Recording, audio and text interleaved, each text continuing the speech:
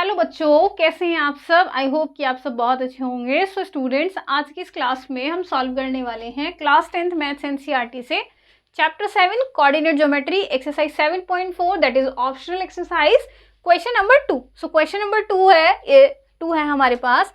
Find a relation between x and y. हमें क्या करना है, एक्स एंड वाई में रिलेशन बताना है। If the points x, y 1, 2 and 7, 0 are collinear.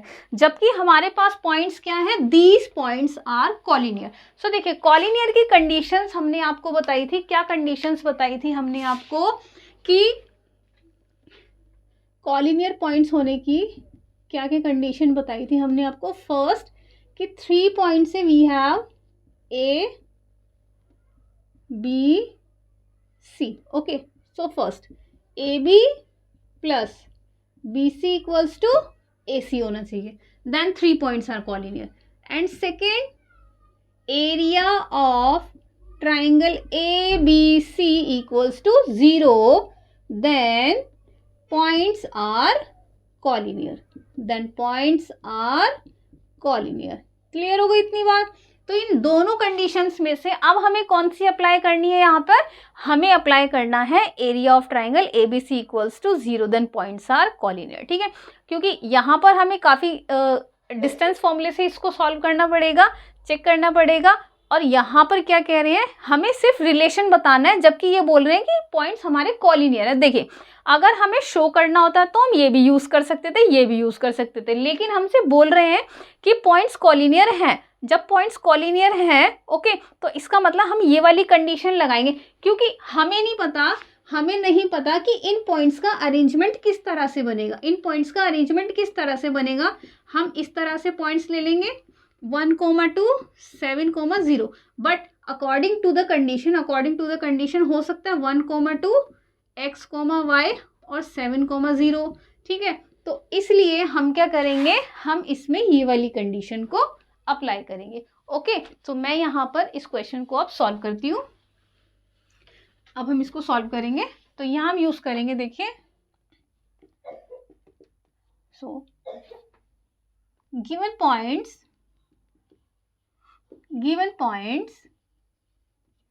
a x1 y1 equals to 1, 2, okay, b x2 y2 कितना हमारे पास 1, x1 y1 कितना हमारे पास x, y, okay, and x2 y2 कितना है 1, 2, and c x3 y3 equals to कितना 7, 0। Are given points A B C are collinear. Okay, ये points हमारे कॉलिनियर है। Then area of triangle A B C equals to 0।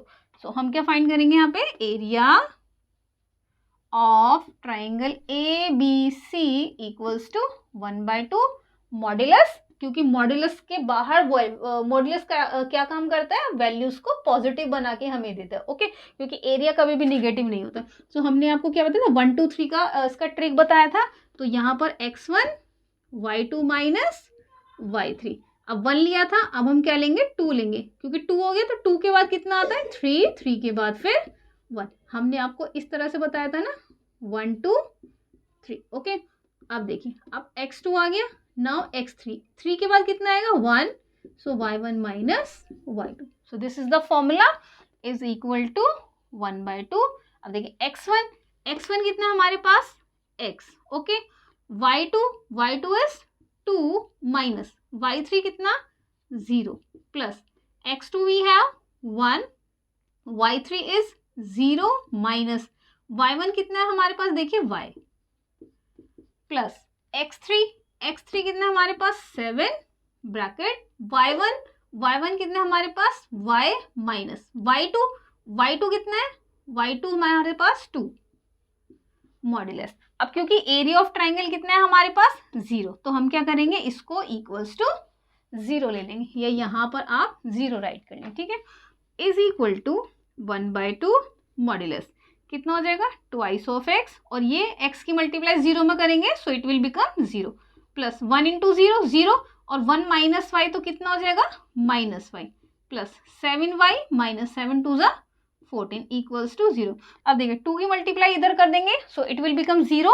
So हम इसको कैसे solve करेंगे यहाँ पे अब आगे modulus 2x plus minus minus Y plus 7y minus 14 equals to 0।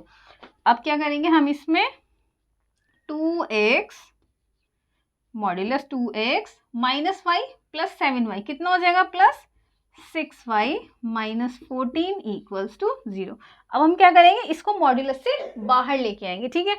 So 2x plus 6y minus 14 equals to 0। अब देखो 2 हम यहाँ से कॉमन ले सकते हैं सो कितना आएगा x plus 3y minus 7 equals to 0।